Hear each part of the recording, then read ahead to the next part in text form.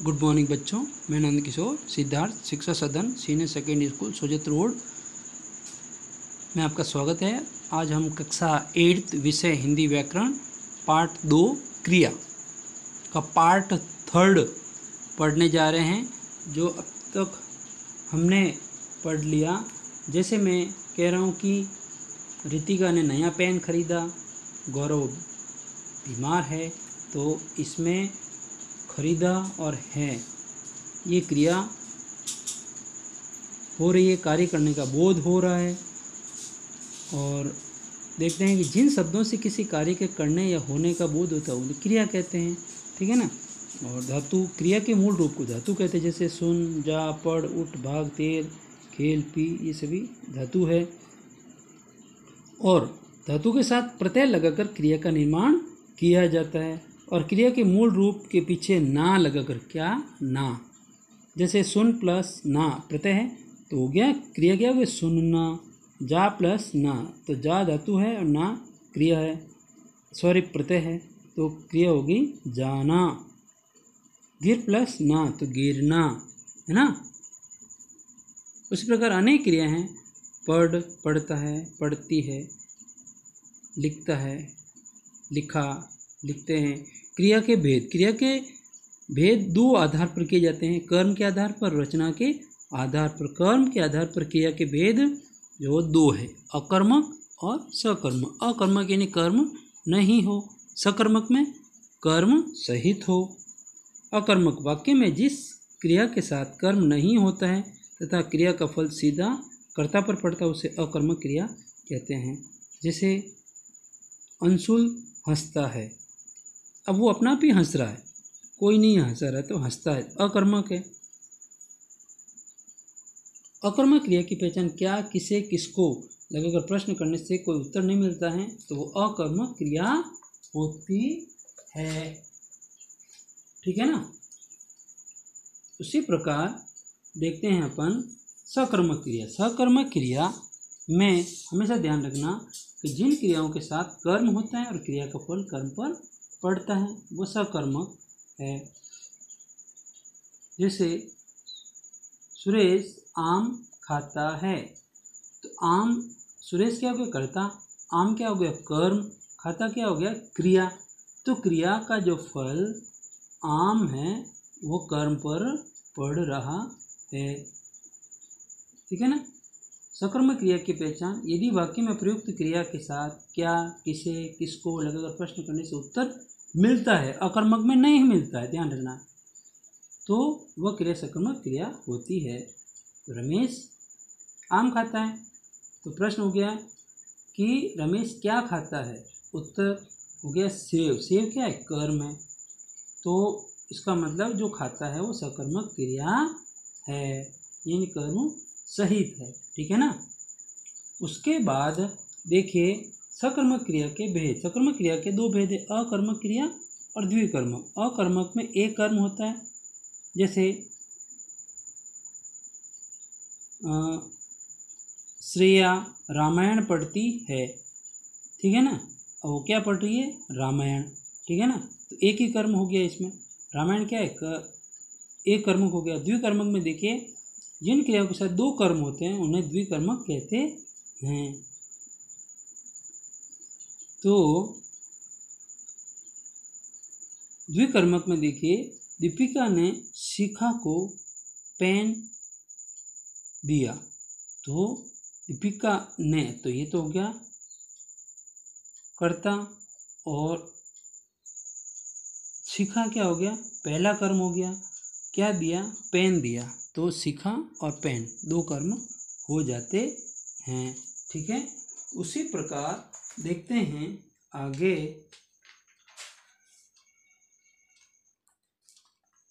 वो है रचना के आधार पर। रचना के आधार पर चार भेद होते हैं, संयुक्त क्रिया, नाम धातु क्रिया, प्रेरणार्थक क्रिया और पूर्वकालिक क्रिया।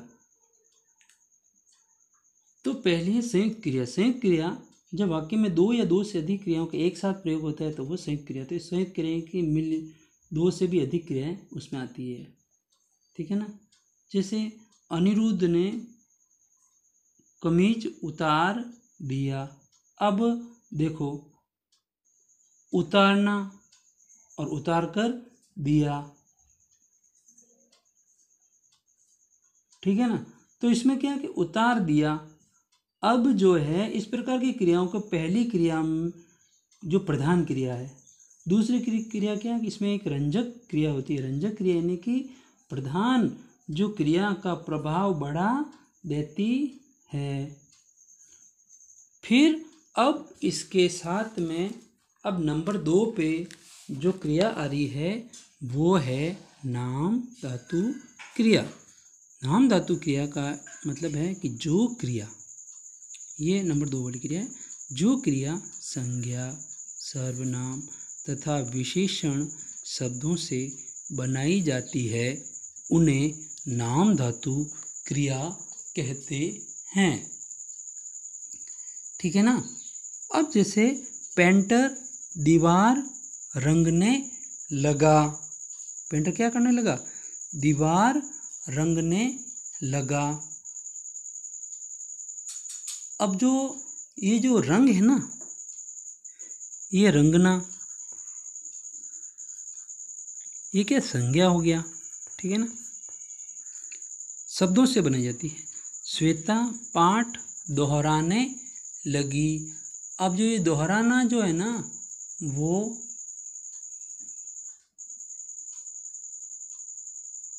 श्वेता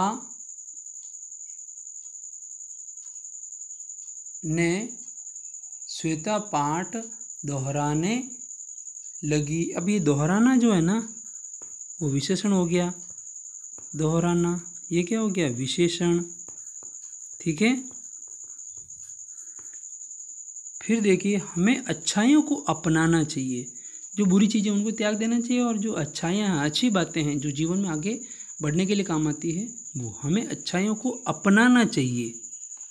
अपनाना, जो अपनाना है वो है सर्वनाम, वो क्या है, सर्वनाम है। अब देखिए, इसमें रंग संज्ञा हो गया, अपना सर्वनाम हो गया, दोहरा जो है वो विशेषण हो जाता है। इस प्रकार हमें नाम धातु क्रिया कहते हैं। कुछ नाम धातु क्रिया हैं जो संज्ञा शब्दों से भी बनती है। अब देखिए, इसमें संज्ञा शब्द शर्म से शर्माना, बात से बतियाना, ये शर्माना, बतियाना, लतियाना, ये क्या है, ये नाम धातु क्रिया है। लात से लतियाना, हाथ से हथियाना, शर्म से शर्माना, ठीक है ना। सर्वनाम शब्दों में देखिए, अपना से अपनाना, विशेष शब्दों में गर्म से गरमाना, नरम से नरमान। सर्वनाम में अपना से अपनाना, विशेषण में गर्म से गरमाना, नरम से नरमाना, तोतला से तुतलाना, लंगड़ा से लंगड़ाना, दोहरा से दोहराना, दुबला से दुबलापन, ठीक है ना। दुबलापन भी हो सकता है, दुबलाना भी हो सकता है। दुबलाना कर लो बोली, दुबलाना, दुबलाना। अब देखिए, प्रेरणार्थक क्रिया इम्पोर्टेंट है, ध्यान रखना, समझना इसको। प्रेरणार्थक क्रिया, जब, ध्यान देना, जब कर्ता कार्य को, जब कर्ता कार्य को स्वयं न करके, स्वयं न करके दूसरों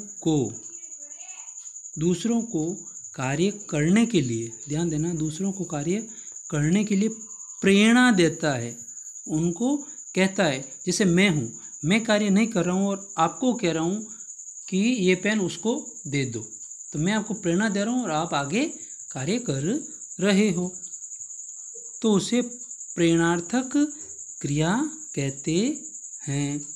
जैसे मालिक ने नौकर से दूध मंगवाया, मालिक ने नौकर से दूध मंगवाया। अब जो है ये मालिक तो नंबर फर्स्ट पे आ गया, खुद नहीं करके क्या कह रहा है, नौकर से, क्या मंगवा रहा है? दूध, दूध मंगवाया। फिर उसके बाद देखिए, रोटरी क्लब ने बच्चों से, देखो बच्चों से निबंध लिखवाया। ठीक है ना। तो इस प्रकार जो है मंगवाया, लिखवाया, ये क्या प्रेरणार्थक क्रिया है। क्या है? प्रेरणार्थक क्रिया है। यहाँ कर्ता कार्य को स्वयं न करके दूसरों से करा रहा है, दूसरों से करवाता है। मान लो ऐसे भी प्रश्न आ जाए कि माता जी ने अपनी पुत्री से कपड़े धुलवाए, तो माता जी स्वयं नहीं करके दूसरों से कार्य करवा रही है। ठीक है ना।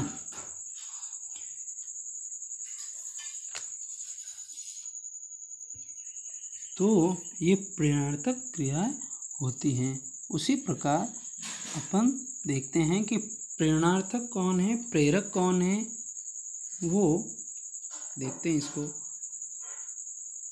तो देखिए इसमें आगे बढ़ रहे हैं कि नौकर बच्चे कार्य को अपनी इच्छा से नहीं करते हैं।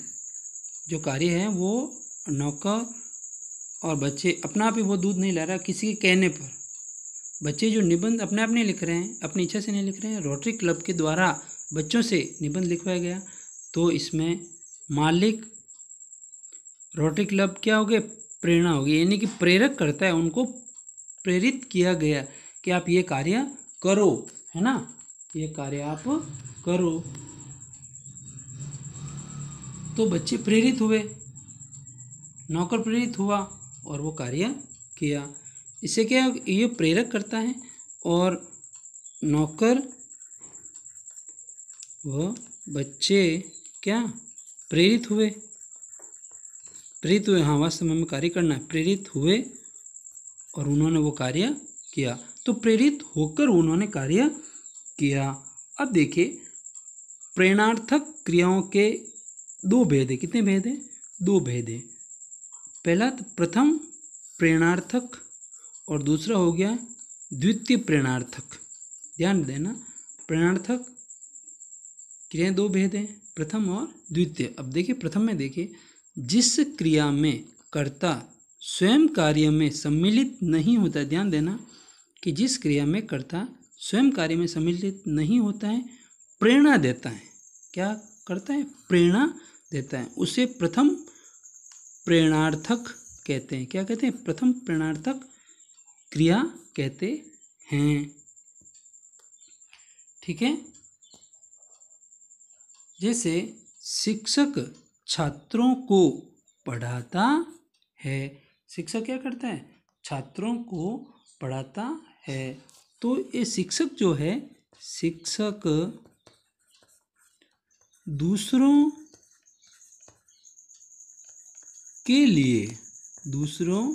के लिए कार्य करता है।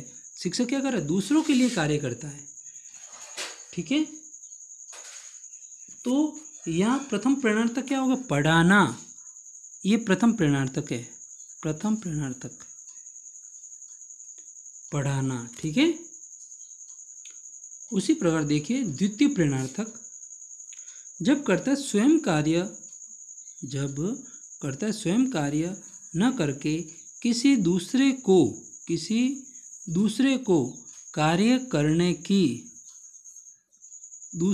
कार्य करने की प्रेरणा देता है, उसे द्वितीय प्रेरणार्थक कहते हैं। उसमें तो शिक्षक दूसरों के लिए कार्य कर रहा है, छात्रों को पढ़ाने का कार्य कर रहा है, और इसमें स्वयं कार्य नहीं करके दूसरों से कार्य करवाता है। जैसे शिक्षक छात्र से पुस्तक पढ़वाता है। तो अब यहाँ क्या हो रहा है कि यहाँ पहले तो शिक्षक दूसरों के लिए कार्य करता है, और यहाँ पे शिक्षक छात्रों से, किससे? छात्रों से क्या पढ़ाता है? पुस्तक। क्या पढ़ा रहा है? पुस्तक पढ़ा रहा है। तो अब शिक्षक क्या हो गया? शिक्षक हो गया प्रेरक। क्या हो गया? प्रेरक। प्रेरक कर्ता हो गया। और छात्र क्या हो गए? छात्र यहाँ हो गए प्रेरित। यहाँ प्रेरित हो रहे हैं और पुस्तक पढ़ रहे हैं। तो शिक्षक पुस्तक पढ़ाने का कार्य स्वयं नहीं करके छात्रों को उस कार्य के लिए प्रेरित करता है। तो पढ़वाना जो है वो द्वितीय प्रेरणात्मक क्रिया हो गई। अब देखिए इसके आगे क्रिया लिखना। प्रथम प्रेरणात्मक क्रिया लिखाना, द्वितीय होगी लिखवाना। खाना, खिलाना, खिलवाना, पीना, पिलाना, पिलवाना, खुलना यानी कि खोलना और खुलवाना। देखिए पूर्वकालिक क्रिया। पूर्वकालिक यानी कि मुख्य क्रिया से पहले, मुख्य क्रिया से पहले प्रयुक्त होने वाली क्रिया, मुख्य क्रिया से पहले प्रयुक्त होने वाली क्रिया पूर्वकालिक क्रिया कहलाती है। जैसे अपन देखते हैं इसमें कि किस प्रकार पूर्वकालिक हुई। जैसे अतिथि खाना खाकर सो गए। अतिथि खाना खाकर सो गए। अब ये खाकर, ठीक है ना,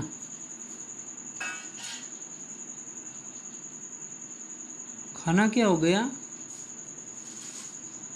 कि पूर्वकालिक हो गया, पहले पूर्वकालिक। और सोना, पहले तो खाना खाया उसके बाद वो सोए, तो सोना क्या हो गया? ये मुख्य क्रिया हो गई। मुख्य क्रिया क्या है? सोना, मुख्य क्रिया से पहले। उसके बाद देखिए शिवानी कपड़े पहनकर चली गई। पहनकर ये पूर्वकालिक है, पूर्वकालिक है। और मुख्य क्या है? चली गई। मुख्य क्रिया क्या है? चली गई, ठीक है ना। अब मूल रूप में कर या करके लगाकर पूर्वकालिक क्रिया बनाई जाती है। विशेष बात इसमें क्या होगी? कर या करके, कर या करके मूल धातु में लगाकर पूर्वकालिक क्रिया बनाई जाती है। पूर्वकालिक क्रिया बनाई जाती है, ठीक है ना। अब देखिए इसमें सहायक क्रिया। सहायक क्रिया मुख्य क्रिया को छोड़कर, ध्यान देना यहाँ पे मुख्य क्रिया को छोड़कर संयुक्त क्रिया में शेष क्रिया सहायक क्रिया कहलाती। ध्यान देना, मुख्य क्रिया को छोड़कर संयुक्त क्रिया में शेष क्रिया सहायक क्रिया कहलाती है। जैसे रोहित खाना खा रहा है। अब रोहित क्या कर रहा है? खाना खा रहा है। अब ये जो खा है, ये खा क्या हो गया? ये मुख्य क्रिया हो गया, ये मुख्य क्रिया होगी।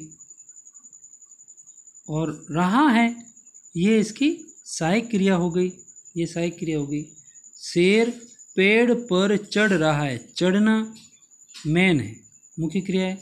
और रहा है, ये उसकी सहायक क्रिया है। यहाँ खाना नहीं हो गया, खाकर नहीं है, चढ़कर नहीं है। खा रहा है, चढ़ रहा है। वर्षा हो रही है। अब ये जो वर्षा हो रही है, तो हो जो है ना, वर्षा होना, ये नहीं, वर्षा हो रही है। तो वर्षा हो, वो क्या हो गया? ये मुख्य क्रिया है। और रही है, ये इसकी सहायक क्रिया है। तो इस प्रकार प्यारे बच्चों, आपको ढंग से सुनना है, समझना है और कार्य को ढंग से करना है। जब भी प्रश्न आए तो प्रश्नों को उत्तर ढंग से देना है। Thank you.